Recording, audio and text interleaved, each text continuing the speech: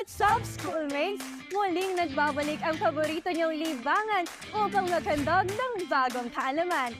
Ako nga pala ang inyong ka-schoolmate at kakwentuhan na si Joanna Batalang. At ngayong araw, handa na akong makibonding sa inyo.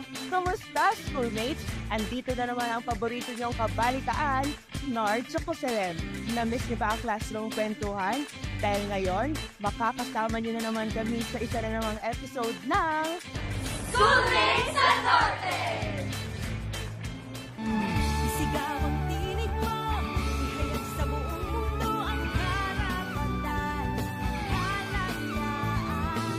Buksan ang isip mo, kaalaman ang yaman mo, karapatan, kalayaan.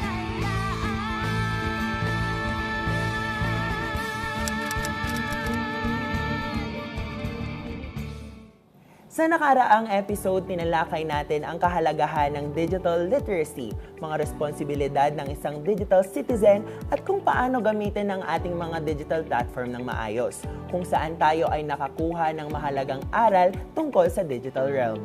Ngayong araw naman, dahil sa mga talamak na issue sa mundo ng internet, atin namang pag-usapan ang conscious tendencies na dahilan kung bakit nare-rise ang ating cybersecurity. Kabilang na ang issue ng identity theft, cyberbullying at cancel culture. Kaya naman, panoorin natin ito. As globalization only intensifies, the path towards the digitalization of all services becomes inevitable. Therefore, furthering innovation, but also creating more ground for cyber threat actors to operate. This perennial challenge remains to be a major concern in cyberspace. 8% have experienced that other people have pretended to be them to hurt another person online or through text messages, while 6.80% have experienced that their account's information has been stolen to break into their accounts and send damaging messages to others. According to data, around 1 in 5 Filipinos have joined in a cancel movement, with 66% saying they joined because they did not agree with the actions or opinions of the person or group. And 54% said they joined because the person or group is or was involved in a controversy. 48.40% of the users disclosed that they have experienced receiving mean messages from anyone who is angry, annoyed, or disappointed with them. Furthermore, 21% have received negative or violent reactions, and 20.60% have received negative comments from other people about their posts on their social media accounts.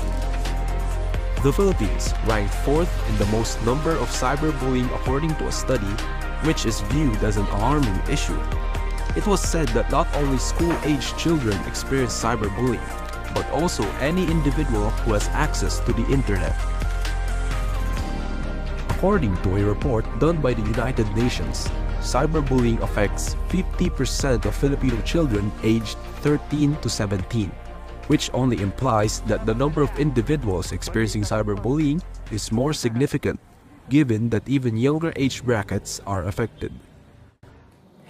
Nako, grabe na talaga ang nangyayari sa cyberspace, no? Akala ko dati for entertainment, for sharing ng personal stories or information, pero through the evolution ng taon or ng digital platform, nagiging cost na pala sa atin or nagiging danger tayo. Real na real, Nard, kaya hindi na ako makapaghintay na makasama ang ating mga ka-schoolmates at marinig ang kanilang opinyon at experiences na sina Dave Ortiz at Dana Puspos.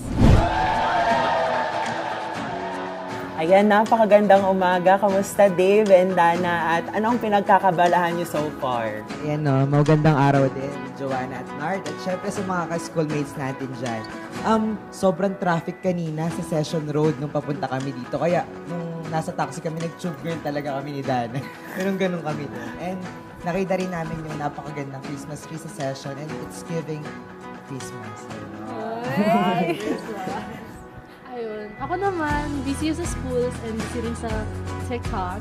Ayun. Ay, bago ang lahat, what's up, schoolmates? Ayan, gusto ko yung energy ng ating ka-schoolmate na si Dana. Talagang punong-puno ng buhay. May ganun talaga, no?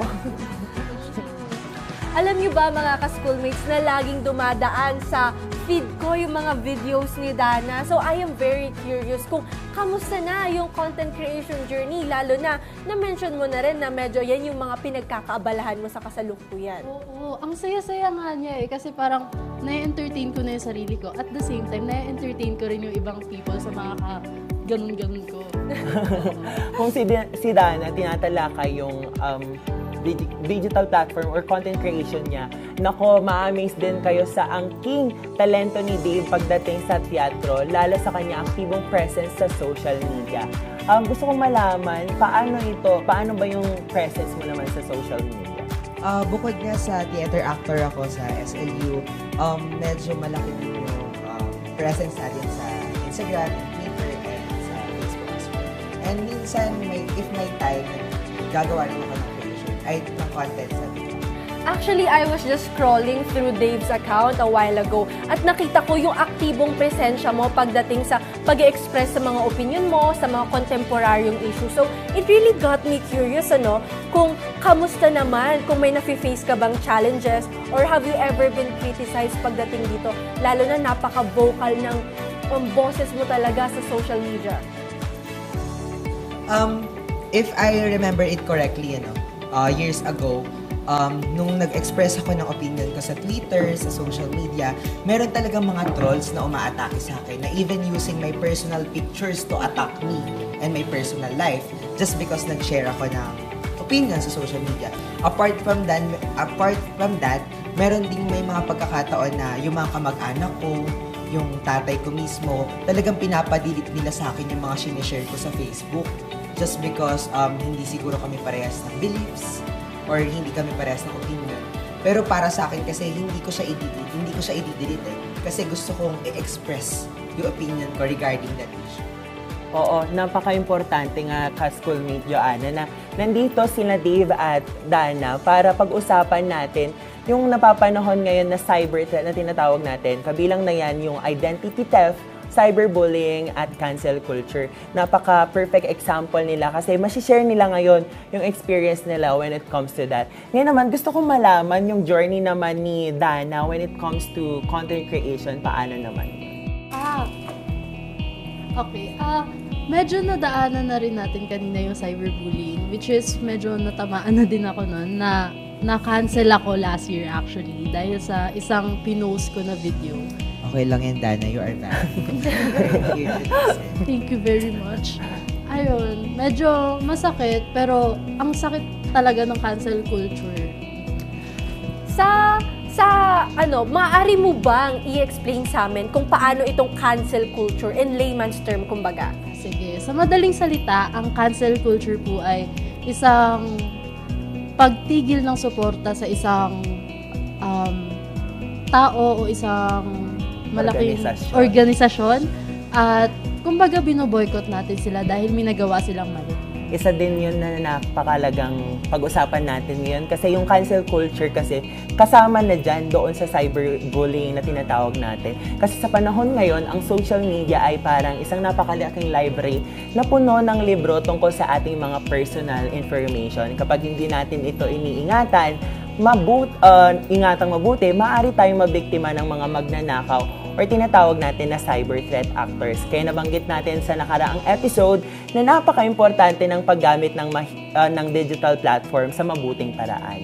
Tama, Nard. Kaya't habang nag-e-enjoy tayo sa paggamit ng social media, huwag nating kalimutan na maging maingat at responsable. Dahil sa huli, tayo pa rin ang dapat na nasa kontrol ng ating online na buhay. Dagdag ko lang din, Joanna and Nard, and sa ating mga ka-schoolmates na napapansin ko na yung mga generation ngayon, and especially our generation, masyado na tayong absorbed sa paggamit ng social media, digital platforms, ng phones natin na nakakalimutan na natin mag-create ng totoong connection outside world. For example, ako kasi nag-aaral ako dito sa Baguio. So, pag umuwi ako sa probinsya, sobrang onting days lang yun. And yung mga kapatid ko talagang bata, lagi sila nakatutok sa phones. Oo. Laro sa cellphone sila, sa social media nila. Wala na kaming panahon mag-bonding. So, ang sakit niya. Oo, actually totoo yung sinabi mo, Dave. Tapos meron pa yung mga ka-peers natin ngayon na jijing mag-cloud chase. Tapos, ready na silang itapon yung dignidad nila para lang magkaroon ng likes and follows. Actually, that's really a hot take, Dana. Pero alam mo, as a content creator myself, medyo nahihiya ako aminin na I was also in that phase once in my life, in my content creation journey. Pero Joanna, okay lang yan. Kasi you yourself, nakita mo, na-acknowledge mo na, ay, ganun pala. Na-recognize mo. And that's part of growing up. And okay lang yan. I'm proud of you. Joanna, you are heard, you are valid, we are here for you. Grabe naman ng mga Sobrang nakakatuwa yung mga ka-schoolmate natin today. I feel really valid. Yun nga, at dahil nabanggit din yung improvement, could you briefly share kayong dalawa kung paano yung experience yun na maaring kapupulutan ng aral ng ating mga ka-schoolmates para maging, ma-improve nila yung kanilang digital journey?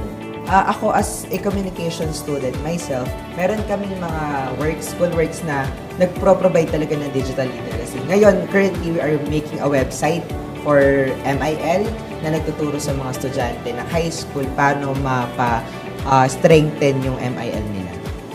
Ayan. Ikaw naman, Dana, meron rin ba kayong mga programang ginagawa na related sa MIL? Oo, meron kaming ginagawa. It's media information literacy and nag-focus nga siya actually sa topic natin ngayon which is yung mga cyberbullying, mga scams, ganun. And, ayun. Gusto ko malaman, nasabi kanina, kasi si Dave, ako nagki-curious talaga, since ikaw, content creator ka, pwede mong tanongin. Ako kay Dave, ako din nag-express ng opinion ko through social media, digital platform when it comes to contemporary issues. But I want to know, paano ba yung pag-express natin sa social media?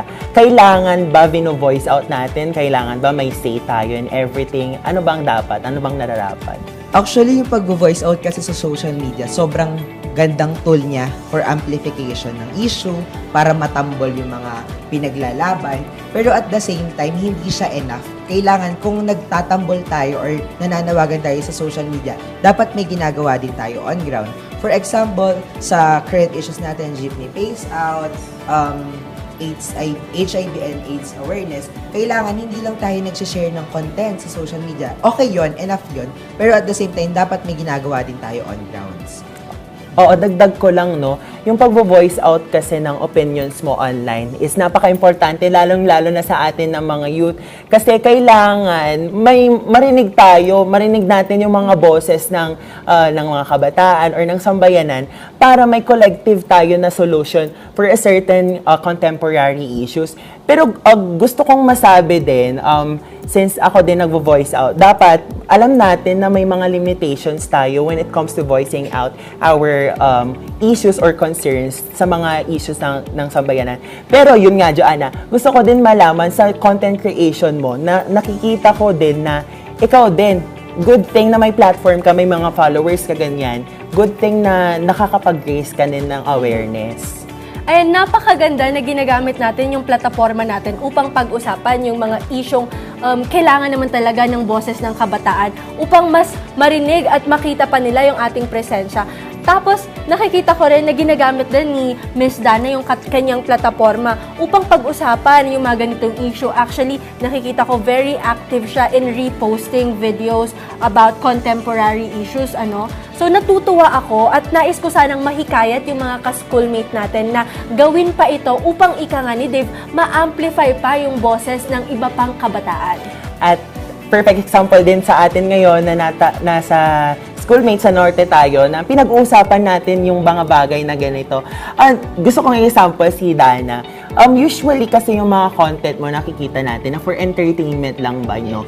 Pero ano ba yung isang example din para maging para mag-voice out ka din ng mga concerns, para makaka-address ka din ng issues? Ayan. Yun nga sabi nga ni Joanna kanina na nagre-repost ako. And also yung mga entertainment na videos na pinopost ko, may mga caption siya na medyo pang-contemporary issues talaga. Nakakapanghikayat, no? Hindi, bale yung ginagawa ni Dana is parang entertainment yung video, pero yung caption niya is may pinanghuhugutan. Tama. parang yung entertainment purpose kasi dun natin nahuhook yung audience natin upang panoorin yung buong video. Tapos dun nila nalalaman at na-educate yung sarili nila upang malaman pa talaga kung ano nga ba tong issue na kailangan nilang mapag-usapan at upang mas malaman pa nila yung buong storya, ganon.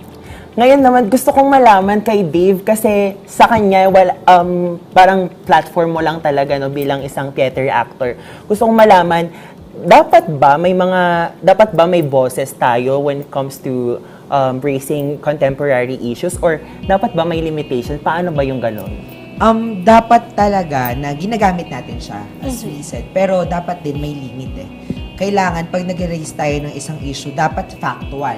Dapat alam natin yung stance natin. At dapat talaga bumoboses o pumapanig tayo dun sa tama. Ayun nga, napaka-importante na kailangan natin yung buong istorya ng isang bagay before tayo mag-voice out ng concern. At perfect nga dito, pag-uusapan natin yung identity theft, cyberbullying, at cancel culture. Nalaman natin na kanina na ang Pilipinas ay may kabilang sa may pinakamataas when it comes to identity theft, cyberbullying, at cancel culture. Ano naman masasabi niyo when it comes to this mga cyber threats natin? For me, sobrang individual responsibility talaga ang pag-navigate sa digital world and social media kasi ang bawat pag-click, pag-comment, at pag-share natin ng content sa social media, naguhubog siya ng narratives and opinions. So, kailangan responsibilidad natin na mag-create ng social media kung saan safe ang lahat. At na-e-echo ang pinaglalaban ng bawat isa. Social media is really a double-edged sword, no?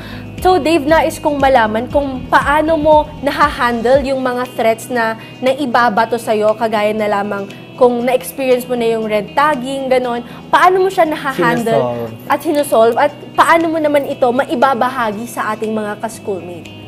Yung kasi sa naranasan ko, yung sa mga trolls, alam ko naman na hindi sila totoong tao At ginagamit lang nila yung peking identity para atakihin ako. And for example, hindi ako nag-e-engage sa kanila. Kasi hindi naman sila totoo Gumagawa sila ng mga ganong opinions and narratives to bring me down. At yung boses ko, yung sinishare ko sa social media, hindi nila mapapabagsak. Kasi mas importante ito kaysa sa kanila. So ngayon, Dana, di ba, na-cancel na si Dana, nasabi nga niya kanina.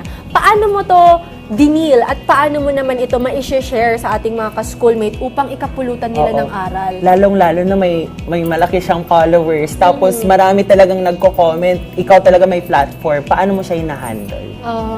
Tinitignan ko muna kung yung mga pag-cancel sa akin may pinaghuhugutan sila, kung may point pala sila, kailangan ko pala itama yung sarili ko, ganon. At kung nababash lang ako out of nowhere, iniisip ko na lang na, baka bored sila. Ayun, ignorance is bliss, ika nga niya. Gusto ko din malaman, ikaw din, content creator ka. Next, sabi mo nga, na-experience mo na din. Kailangan ba, pag may mga ganon na bagay, may mga bashing, kailangan ba din sometimes, minsan-minsan, kailangan din mag-speak up tayo na ganyan kung hindi nakakatulong sa atin? Actually, nakadepende kasi yan sa content creator. May iba't ibang atake ang mga content creator.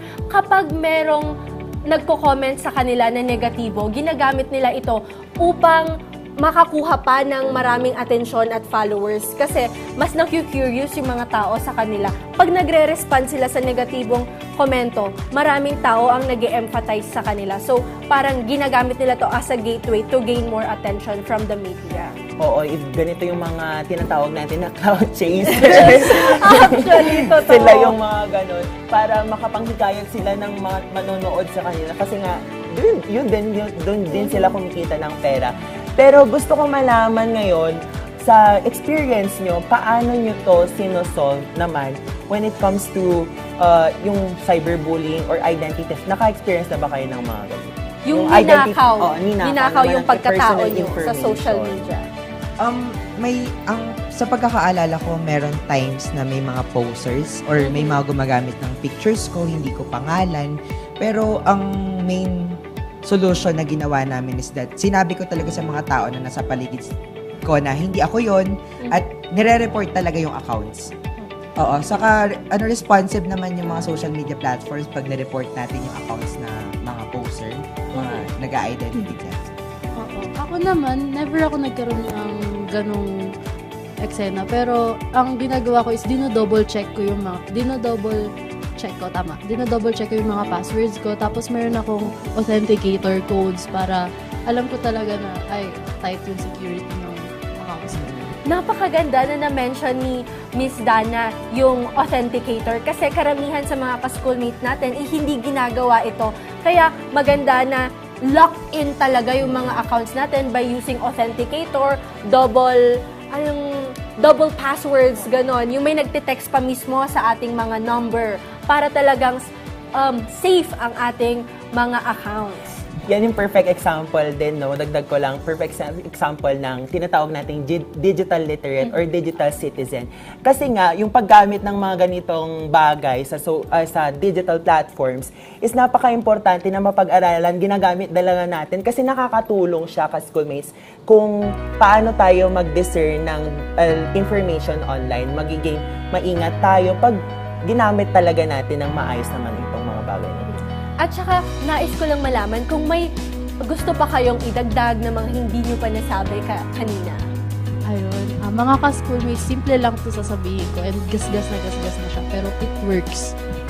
Think before you click. Isipin nyo muna maigi kung pag kinlik ko ba to, makakatulong ba to sa other people. Ako naman sa akin naman sa mga ka-schoolmates ko dyan, laging tandaan na responsibilidad natin ang humugog ng safe na digital space. So, maging mabuti tayong netizens. And also, panawagan natin yung mga cyber threat actors natin dyan. It's time also na mapag-aralan natin kung tama ba yung ginagawa natin. Maging responsible naman tayo as a citizen, di ba? At narinig ko nga na communication students ang ating mga ka-schoolmate ngayon. Ang mga communication student natin, very active talaga on social media in raising awareness and even yung gina-guide talaga nila yung ibang netizens online so that they could fact-check, double-check, at lahat-lahat na ng possible ways to really make themselves really safe online. Ayan, narinig na natin ang boses ng ating mga fresh na ka-schoolmates na sina Dana at Dave. We hope that you learned a lot from our discussion and let's keep in mind to always be mindful of what we post online. Tama ka dyan, Joanna, especially na pwedeng maging at risk ang ating mga personal information dahil sa mga pinopost natin sa social media. At buti na rin na may mga authorities na malalapitan. Yes, kaya naman abangan ang ating susunod na pag-uusapan kung paano tayo magiging safe sa online world. Kaya huwag kayong aalis at magbabalik ang Schoolmates sa Norte!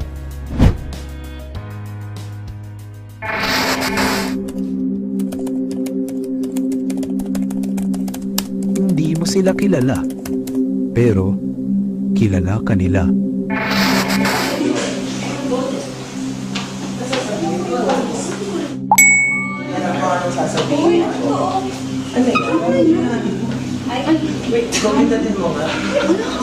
Oh my God! Nanalo ka!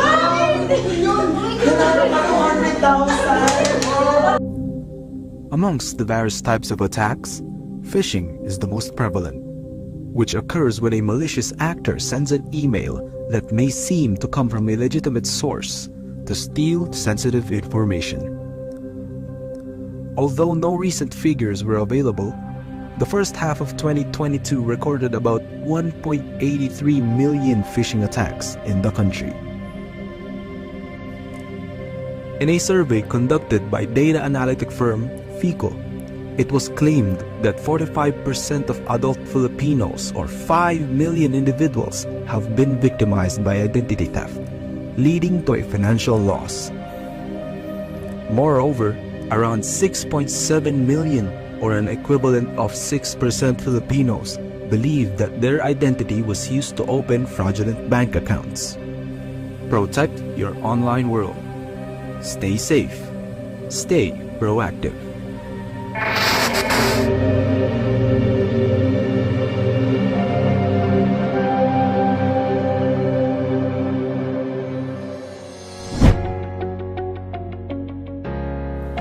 muling nagbabalik ang paborito ng programa, ito ang Schoolmates sa Norte! Mula sa ating talakayan kanina, totoo nga na napakalaki ng responsibility natin bilang social media users, lalo na pagdating sa ating safety. And according to research, as globalization continues, innovations allow us to live a better life but also exposes us to more risks that we are unaware of. And speaking of unawareness, alam nyo ba na hindi lang ang mga conscious na ginagawa natin sa social media tulad ng posting at commenting ang dahilan bakit nagiging at risk tayo? Tama ka dyan, Nard. Mayroon din tayong mga bagay na ginagawa unconsciously nating napapahamak ang ating mga sarili. Tulad na lang nung 2020 na nagkaroon ng massive phishing na 15,000 Facebook accounts ang na-take over ng mga cyber criminals dito sa Pilipinas. Kunwari, sponsored post, tapos pag-clinic mo, makukuha na pala nila yung personal information mo na hindi mo alam. Nako, nakaka-alarma yan. Naalala mo rin ba nung time na may magtatag or magsisend sa'yo ng link or adult video link, saying na ikaw yon, tapos pag chinek mo, syempre, overthinker tayo, i-check natin. Tapos, the next thing we know, victim na pala tayo ng phishing. Nakaka-alarma talaga na, alam mo yun, nag-i-scroll ka lang, biktima ka na pala. Thankfully, nakapag-invite tayo ng isang expert from the Office of Anti-Cybercrime Unit ng Cordillera to help us be more aware of this matter. Let us warmly welcome Police Colonel Maria Teresa Pucay. Hello, Pam, and good morning po. Hello mga ka-schoolmate, Joanna and Nard, at lahat ng mga nakikinig ng mga nasa iba't ibang lugar. Magandang umaga, ka-schoolmate. Ayan, kamusta po kayo and ano po yung pinagkakaabalahan nyo so far ngayong marami na po ang gumagamit ng social media ngayong holiday season? Okay, ang pinagkakaabalahan natin ngayon, syempre hindi pa rin tayo tumitigil sa pagbibigay ng awareness, cybercrime awareness sa ating mga kababayan, lalo na dito sa ating sa Cordillera. And syempre kinikater pa rin natin yung mga nagko-complain na dumudulog sa ating opisina. Ayan. Di ba madami tayong naririnig na na-scam at ayon sa research, tumaas nga nung pandemic season na tumaas yung cybercrime rate natin sa Pilipinas. Pero dito naman po sa Cordillera, kamusta naman po ang rate natin so far? Actually, simula nung natapos yung ating COVID-19 pandemic, nag-start na tayo ng first quarter ng 2022. Ito na yung new normal natin. Simula doon sa year na yon, tumataas yung ating kaso regarding dito sa cybercrime. Lalo na ang pinakamataas natin itong mga scam na ginagawa ng mga scammer through online. Ano po yung naging action natin, ma'am, para bumaba yung ganitong phishing cases dito sa Cordillera? Kasi nakaka-alarma yung mga ganitong nangyayari sa ating online world. Okay, hindi pa rin kami tumitigil. Ang laki ng tulong din ng ating mga media dito para at least mabigyan ng awareness ang mga tao natin, ang mga dito sa Cordillera. And at the same time, yung mga kaso, talagang pina-file natin ito. Ini-entertain natin lahat ng mga complainant na pumupunta sa opisina at ito ay pina-file natin. Ilan na rin sa kanila yung mga na-i-file natin na nalabasan ng warrant. So, ang mga yon nakuha na rin natin at yun ay naipakulong. Yung iba is nag-bail. Kaya siguro dahil tumaas na rin, ito rin ang isang dahilan kung bakit tumaas din yung mga kaso natin dito sa opisina ng Cybercrime Unit dahil alam na nila kung saan sila pupunta at alam na nila kung saan ang opisina ng cybercrime. So, kasi noon hindi sila nagre-report actually. Kasi iniisip nila na, wala namang mangyayari sa ano ko, hindi ko alam kung saan ako pupunta, saan ko ipa-file ito. And then, nakakahiya naman kung ako ay parang malalaman pa ng mga kamag-anak ko o friends ako ay na-scam. Dahil kagustuhan naman niya yon nung pag-click niya yon. So, ngayon, dahil alam na nila na may nangyayari sa mga kaso nila na ipa-file sa amin, marami na ang pumupunta sa opisina natin. So, based doon sa mga record na namin na dahil doon sa pagpupunta sa opisina, so doon na itatala natin na ganun na pala kataas yung mga nabibiktima nitong mga scammer.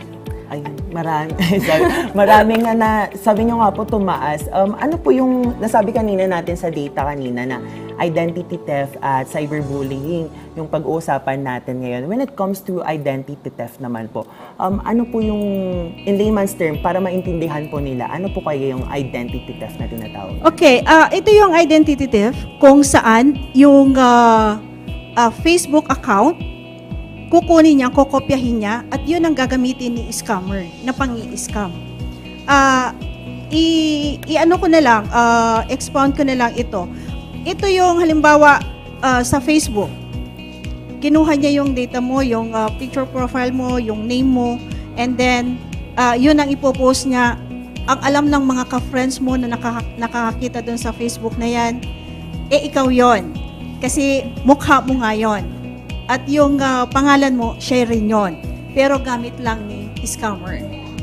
At ang karamihan din sa ngayon, ito yung sinasabi nating Facebook hacking.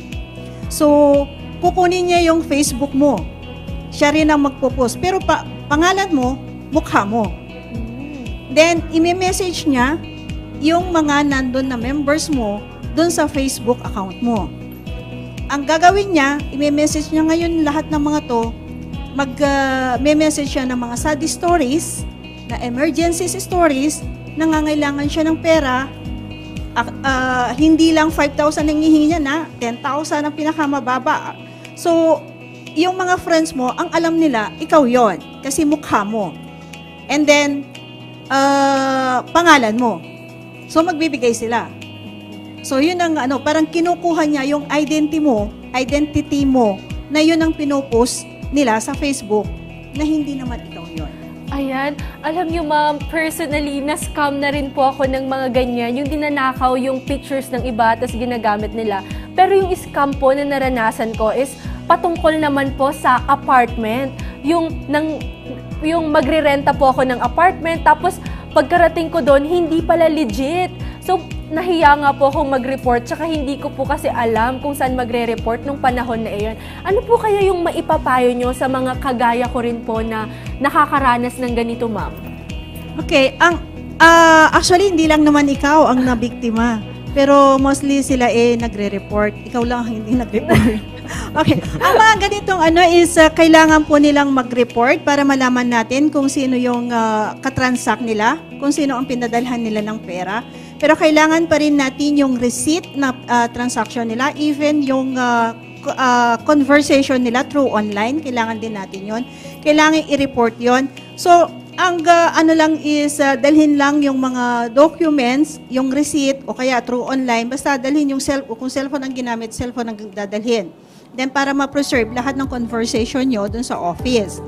Ngayon, para hindi nilang mabiktima, wag lang masyadong mag-click doon sa mga pinopost, kailangan alamin din natin kung yun ay legit, yung link, yung URL or Uniform Resource Locator doon sa Google or any other social media platform. So, ang lang natin doon, para malaman lang natin kung yun ay legit, kung talagang yung owner ng pinopost nila, siya talaga yung katransact mo. Kasi nga, yun nga sinabi natin kanina, na-discuss natin kanina regarding the identity theft, yun din ang ginagawa ni scammer regarding doon sa mga transient houses na pinopost nila. Ma'am, di bale yung mga kagaya ko pong na-scam, meron pa po kayang tsansa na mabawi yung aking perang inihulog kahit parang 1 taon na po yung nakalipas? Pwede pa. Pwede pa. Pwede Naku, pa. ma'am. Kakausapin kita kaagad pagkatapos mo ng interview. Ayun, nasabi nyo din po na marami talagang nagre-report. Pero hindi nyo maisa-isa kasi sa amin, ma'am. Like for example, si Joanna nga, na isa na din na na-scam when it comes to renting. Paano po kayo yung gagawin natin na mas madali aside from DIYing yung or do-it-yourself na pag solve nitong kaso ng nasangkot sa kanila, ma'am? Actually, hindi mo naman ma-solve na mag-isa mo, lalo na kung yung katransact mo through online, hindi mo siya kilala kung sino. Opo. So, talagang kailangan mo kami para ma-solve mo yung kaso. Ang ano lang kasi namin dito is para ma-file natin, talagang kailangan mo nang dumulog sa kapulisan. Kasi kung ikaw lang, otherwise, yung katransact mo, kilala mo, pero yung transaction nyo through online, then kausapin mo siya, kung pwede mo pa siyang puntahan mo, kung kakilala mo. Pero kung ganitong true online, ang ginagamit nila ay yung sa identity theft and then yung sa mga fake account. So, siguro kailangan mo ang kapulisan para ma-solve yung kaso. Ayan, i-take note nyo yan mga ka-schoolmates. Pag may mga ganong kaso na na-experience kayo, yung mga otoridad ang ating dadalawin. Pero may isa pa po akong tanong, ma'am. If ever since, ayun nga, identity theft, ginagamit nila yung isang profile ng isang tao, pero hindi naman sila, paano pag nahanap nyo sila, ma'am, pero hindi naman pa pala sila yung gumawa nun? Paano yung ginagawa natin para ma-solve yung kaso? Meron tayong investigation, meron tayong due process na sinasabi. Hindi naman natin, kaya ang ano lang natin is kailangan nating ma-prove na talaga yun ba o hindi siya ang gumawa nung pag-hack or pag-i-scam dun sa complainant. So, meron tayong judicial, may court, may investigation. Hindi yung pwede na pag tinuro mo siya na yon. So, may due process tayo. Ayan, mag-iingat tayo mga ka-schoolmates. Kaya naman sa pag-share natin ng mga information natin sa social media, maging maingat tayo kung kapupulutan ba yun ng mga cyber threat actors natin para masangkot tayo sa mga ganitong bagay. At dahil napag-usapan po natin ng identity theft, kamusta naman po ang cyberbullying dito sa Cordillera? So far, from 2021 up to this date, wala pang nagre-report sa atin ng cyberbullying dito sa ating region. Alam mo naman, mababait naman yung mga tao dito actually. Ngunit ma'am, paano po kung baka sakali ako po nakaranas po ako ng pambubuli online? Ano po kaya yung pwede ko po ba itong i-report sa inyo at ano po yung maikakaso sa nambubuli sa akin na kumbaga kaibigan ko o kaklase ko? Kaya pagka meron nga naranasan po na ganito na binubuli through online, kasi ang cybercrime kasi, lahat ng kaso na to, once na ginamitan siya ng ICT, ito yung Information and Communication Technologies, yan sa internet, gadget. So kung through online, ito yung sinasabi nilang cyberbullying, pwede po silang dumulog sa amin or any nearest police station. Pwede silang mag-file doon. Ano ang pwedeng dalhin? Kung ano yung katulad din ng mga na-scam, kung ano yung mga yung transaction or conversation or yung pinadadala ng nagbubullying sa kanya through online, dadalhin din yon.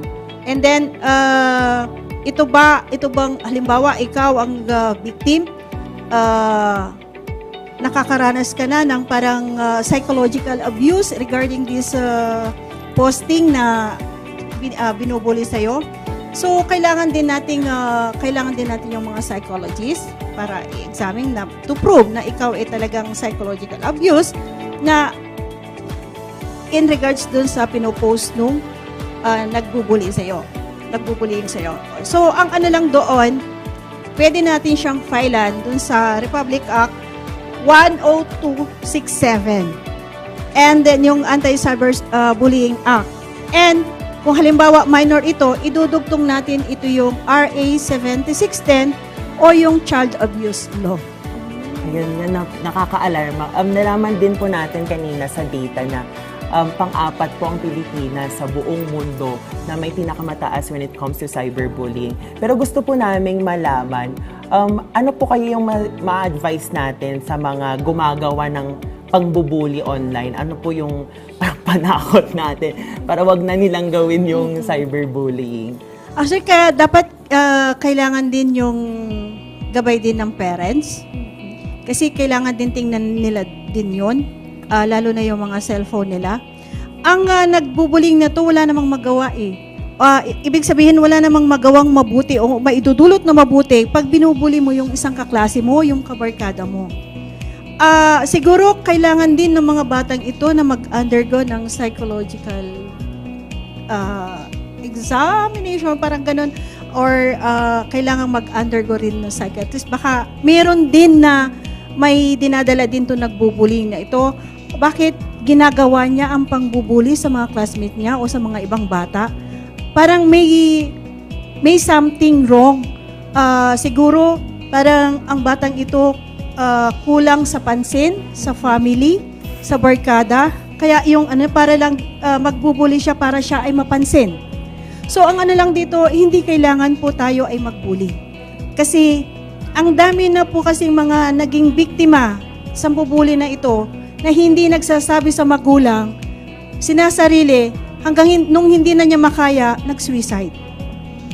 So, bago pa dumating tayo sa mga ganong punto, kung talagang ikaw ay biktima ka na ng cyberbullying na ganito, kausapin na yung magulang. Kausapin na yung magulang na nakaka-receive siya ng ganitong pambubuli na hindi magandang mga word na tinetext na sa kanya. So, ang lang natin dito is para at least matulungan din ng magulang itong biktima. Even yung nambubuli.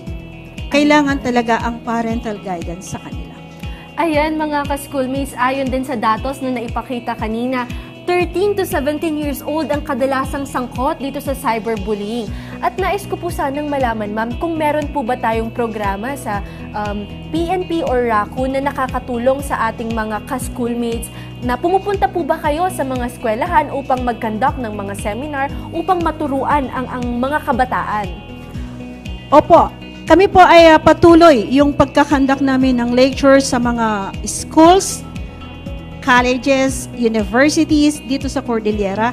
Hindi lang itong cybercrime awareness natin at kung saan pa pwede tayong tumulong, lalo na yung cyberbullying, and then itong 7610, kasi lahat naman ng mga cases na under revised penal code na pwede nating ipasok dito sa cybercrime once na ginamitan ng ICT. So, hindi po tumitigil ang aming opisina, ang ating mga personnel dito sa cybercrime. Hindi lang sa mga eskwelahan, actually sila nagkakandak ng lecture or seminars, symposium. Pumupunta rin sila sa mga barangays. Kasi karamihan din yung ating mga kababayan, lalo na dun sa far-flung areas, hindi pa nila masyadong alam itong mga cyber crimes and modus ng mga cyber criminals. So hindi kami tumitigil, bumababa pa rin kami doon para mag-conduct ng lecture at mabigyan sila ng babala kung ano ang hindi nila dapat gawin, kung ano yung dapat nilang gawin.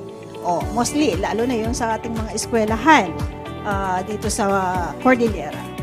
Ayan, usually kasi talaga, maraming nabubuli online, pero kinikimkim nga po talaga nila. Pero ang ma-advise din natin, from personal experience na lang, no, ang pag ganon guys, or kay schoolmates, ang gawin nyo na lang is makipag-usap kayo sa mga otoridad or mga kaibigan nyo para matakot yung mga gumagawa ng cyberbullying na ganitong bagay. Gusto kong malaman din, if ever, may mga stances po ba na experience din na paano nyo po sinolve yung mga ganitong kaso when it comes to cyberbullying? Ang namin, pumupunta nga sila sa office, halimbawa sa loob ng school. Pupunta po kami sa eskwelahan together with the complainant at saka yung victim. Kung halimbawa sa loob ng eskwelahan, kasi may say din kasi ang school kasi inside perimeters nila yung nangyari. So kakausapin po namin yon, and then pati yung principal para at least patawag po yung parents nung nambubuli sa kanila. Then pagka gano'n, nagkakaayos naman sila, binabantayan. Ang ko lang po dito, isa pang dito, dapat yung parents kasi, kailangan din, tinitingnan din yung attitude, yung emotion ng bata, lalo na kung victim siya. Ang po kasi dito is, mainitin ang ulo niya, nagtatago sa kwarto, ayaw kumain, yung pagsagot sa magulang, iba na. So, ikaw na magulang dapat maalarma ka kasi parang hindi ginagawa yun ng anak mo. So, tatanungin mo na siya bakit. Kakausapin mo na siya, heart to heart, para malaman mo kung bakit nag-iba ang pinapakita ng anak. Yung pala is victim na siya ng cyberbullying or bullying doon sa school. Ang ano lang natin dito, kung napapag-usapan ito, kasi both minors, din yung victim and suspect, even inside the perimeter of school, kung napapag-usapan na nagkakaayos silang both side, doon na lang po, hanggang doon na, kung halimbawa ang sasabihin nila na okay na, then basta mag-promise lang yung nasa side na hindi nagagawin ulit. Pero kung talagang matindi na yung bullying talaga na ginawa at naka-apekto na, pinafile lang din po natin ang kaso. So, paano po ma'am kung yung nagsa-cyberbully po sa akin ay kasing edad na namin ni Nard, around 21, 22, at nasa legal age na po siya. Maaari po ba siyang maghimas rehas kung nais po talaga naming i-push through yung kaso? Oo naman. Kahit na yung bata natin, kahit yung 15 years old above, may pananagutan na rin yun. Kasi dahil dun sa RA 9344 na 15 below, yun exempted dun sa criminal, but not exempted dun sa civil case. So kung yung sinasabi ko, both legal age na kayo at nagsa-cyberbullying na siya, tingnan din natin kung ano pa yung pwedeng ikaso sa kanya. Actually, kasi sa dami ng kaso na ng mga batas natin regarding dito, baka pwede pang idagdag natin ng mga ibang kaso na pasok doon sa elements ng batas na yun. Ayun, karagdagan dyan, pwedeng maging harassment yung mga ganun, pwedeng makonect doon sa kaso.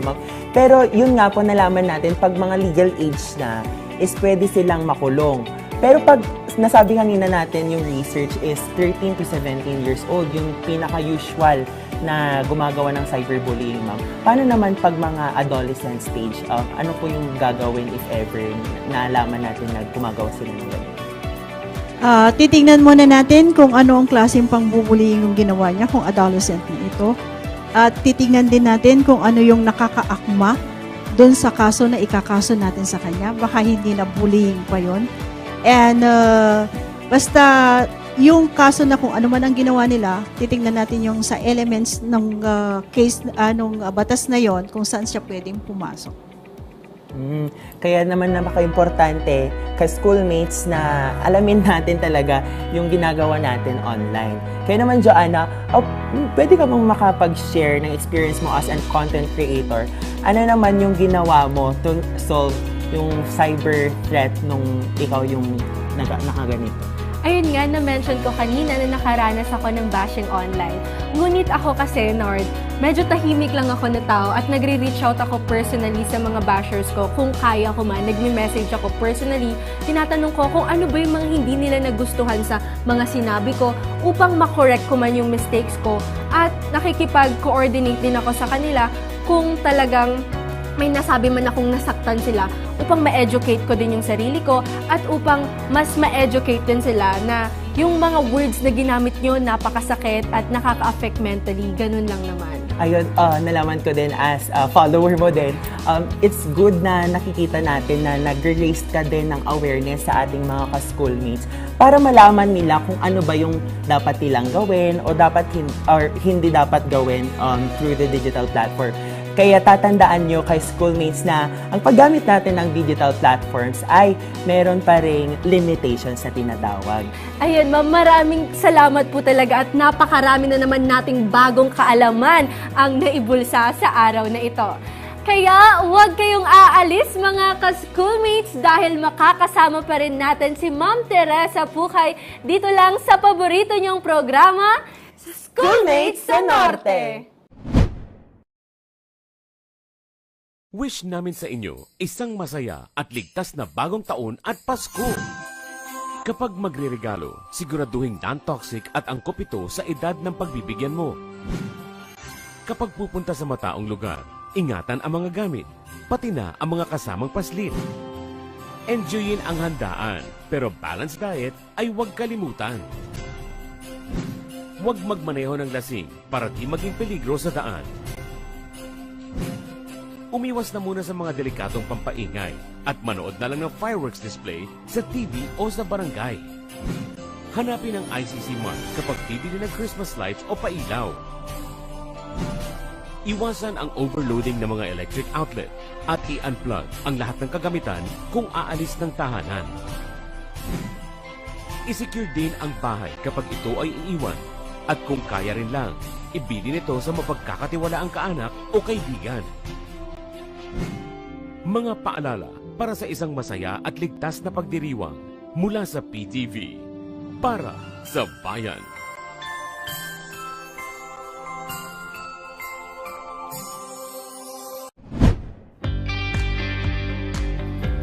Hello mga ka-schoolmates! Andyan pa ba kayo?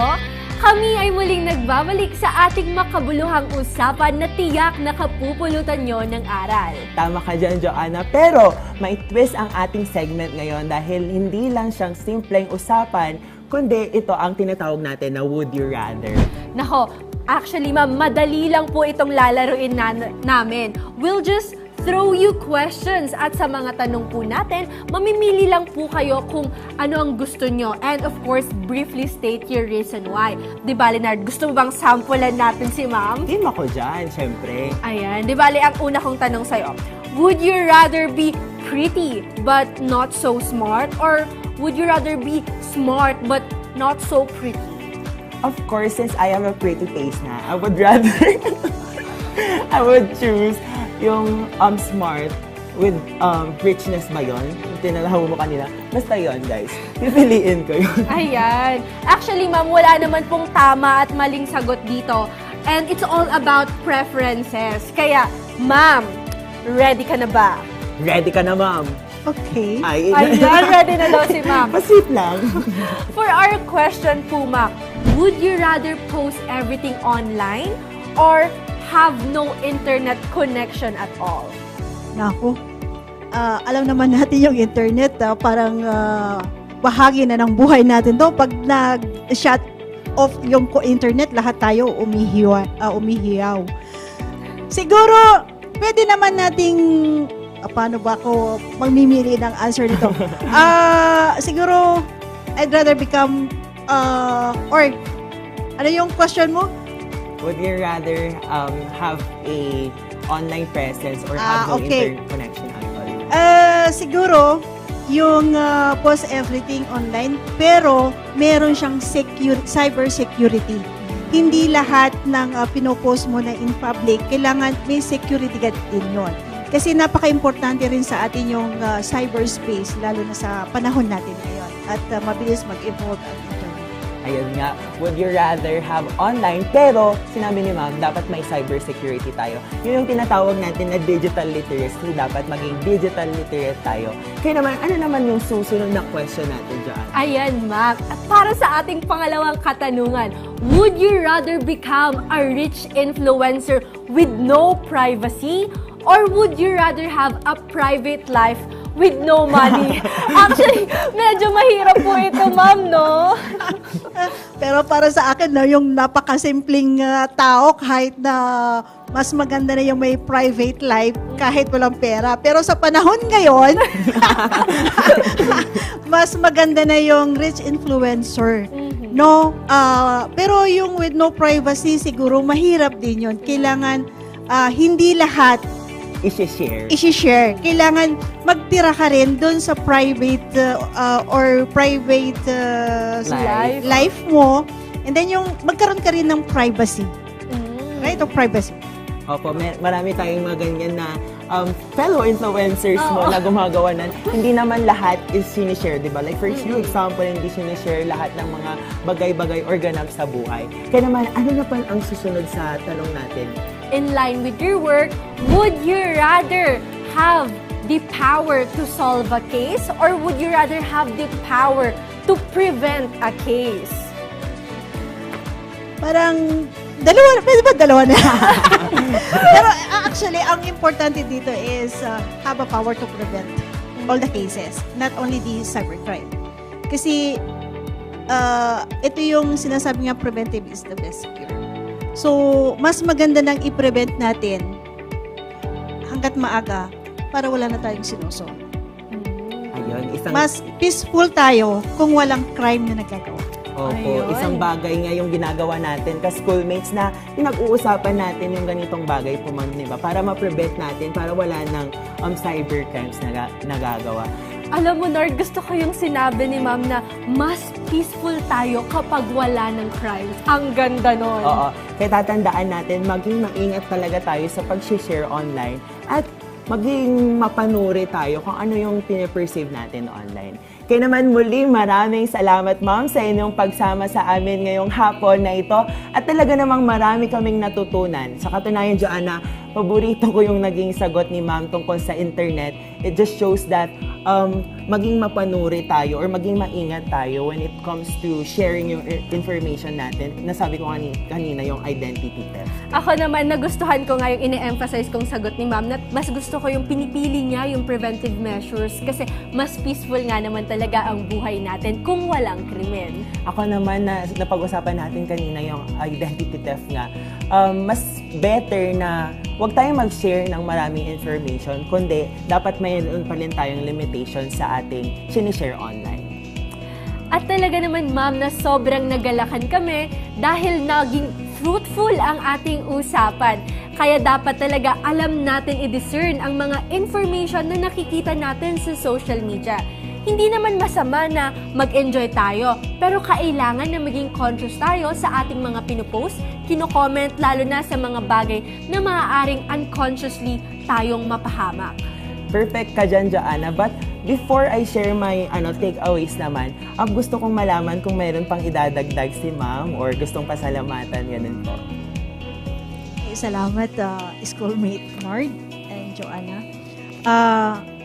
Ang ano lang natin is, sabi ko na lagi tayong mapanuri at chinecheck lagi yung URL link para at least malaman natin kung ito ay legit.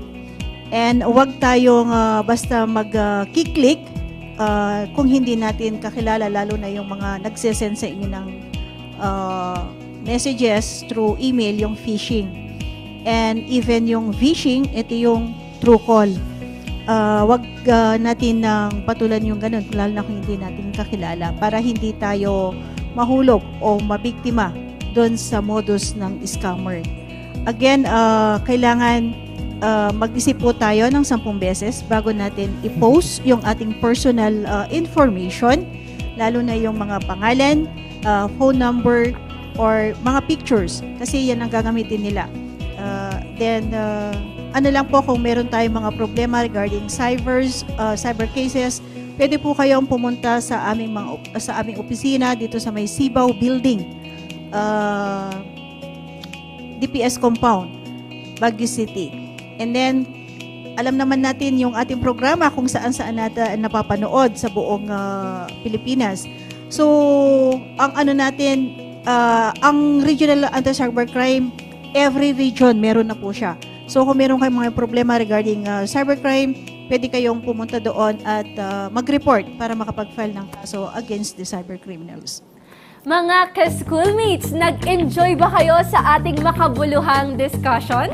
For sure, napakaraming takeaways ng ating mga ka-schoolmates, Joanna. We really hope that you learned a lot so you could prevent falling victims on cybercrimes in the future.